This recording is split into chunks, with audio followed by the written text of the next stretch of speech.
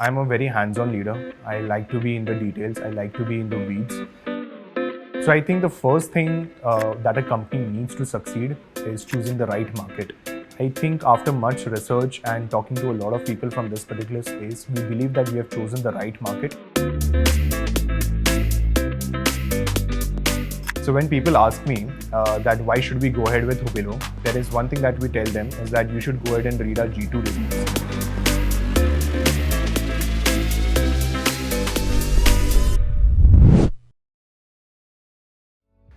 So my dad has been a serial entrepreneur. He has started a lot of businesses since 1991. And I grew up in a small town called Bhavnagar, which is about 200 kilometers from Ahmedabad, which is in Gujarat, India. And I have seen him, that the amount of sheer hard work that he has done to build something of his own. When he started with about, I think, $100 in today's time. And he was able to build an entire empire with him. He has got his company listed on Indian Stock Exchange as well. And just seeing that how hard work pays off at the end of the day, where I've seen him work till late nights and all of those things, you realize that if you keep at it, if you keep on doing the work that you're meant to do, or if you just sit long hours, even if in office, and even if there is no work, but just in the habit of getting work done and sitting long hours, it helps you achieve a lot. There's this book that I recently read called Compound Effect. In that also I understood that even if you keep on doing the hard work, you might not see the results initially or within 1 year or maybe 2 years also. You have to be at it, and then over a long period of time, you will immediately see that how far have you come in your journey. So all of this have really helped me, gave me the confidence to start something of my own. So when people ask me that why should we go ahead with Hubilo, there is one thing that we tell them is that you should go ahead and read our G2 reviews. And when you go ahead and read our G2 reviews, you will realize that every person who has left a review for us has also said really good things about the customer support that was assigned to that particular account. Because we understand that this particular space is different. It requires some level of hand-holding. Events usually spend millions of dollars to bring attendees to your webinar or a virtual event. And if things get broken at that particular time, you actually need someone whom you can directly call or email or chat with. And that's why we provide 24/7 customer support across the globe. One of our value propositions is how can we provide wow customer experience to our customers. And what we usually do is that if anyone is on the sideline, we just make them talk to our customers. And everyone has the same thing to say, that Hubilo's customer experience is the best in this space. There have been a ton of awards that Hubilo has won for the customer service, for the kind of customer service that we provide. I'm a very hands-on leader. I like to be in the details. I like to be in the weeds. When I connect with or when I hire anyone, I actually am with that particular person for about 3 months till I completely trust that person, that I know that this person can now lead things in his or her own way. So my management philosophy is go as deep as you can,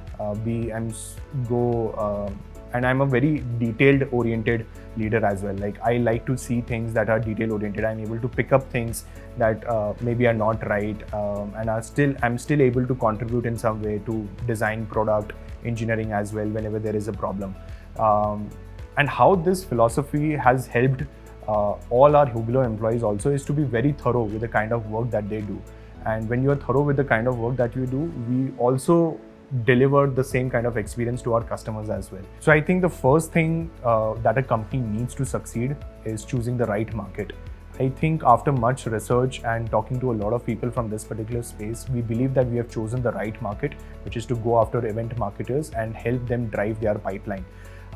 Second is, what strategy are you implementing to go ahead and conquer or cover that particular market? We've spent a lot of time in coming up with that particular strategy, and we have recently built our OKRs, where we want every employee within the company to know what impact will they be able to create at the company level goals. So I think there is market, there's a strategy, there is execution alignment as well, and we believe that if we stay longer in this particular game for the next 2 years or so, I think we'll emerge as one of the winners. And there is one more big advantage that we have. We have sufficient money in our bank account.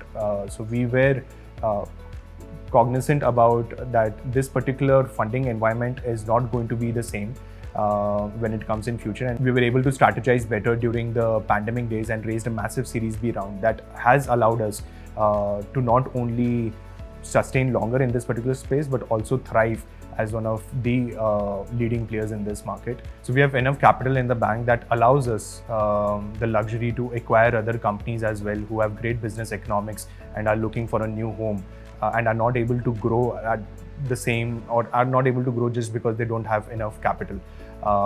There was almost $2.5 billion worth of capital that was ingested into this particular space within 18 months. And I think a lot of VCs are not looking to invest in this space again. So that's why there are a lot of distressed companies out there, which I think we could acquire and accelerate our product roadmap, improve our offerings overall, touch base other segments and other geographies as well. And the third thing why Hubilo I think will succeed is a lot of platforms or a lot of SaaS platforms out there just do not have to sell to their ICP. They now have to sell to their CFOs as well, because there is, because of the macroeconomic conditions globally, there is a budget cut that is going on across all the organization. And Hubilo was like a tool to manage your events earlier, but now we want to move away from that to being a revenue driving function. And when you see, when the CFO will see that, okay, I've invested about $20,000 with Hubilo, but they have given me $5 million worth of pipeline.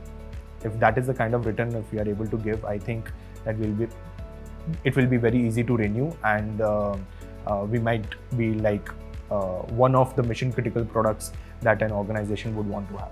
So when we were growing, we came up with this hashtag called Hubilove, where we wanted customers to post about Hubilove. We wanted our employees to feel the love that we have, and we actually struggled a lot initially with that because we were a global company going remote, and we had the kind of growth that we saw in 1 year. Usually companies take about 3 to 5 years to see that kind of growth, and because we did not have much foundational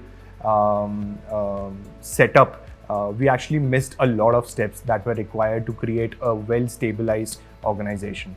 And when we were seeing that it is not all the employees are able to bring their own self, bring their own culture, we realized that we need to work really hard on this. And that is when we came up with our culture codes, where we want every person to be welcomed. We want to create an umbrella culture where they can bring themselves as well. And recently we threw a pretty good corporate party as well, and which few people have told that they haven't attended such a corporate party in the last 30 years as well. So we just want to, I think,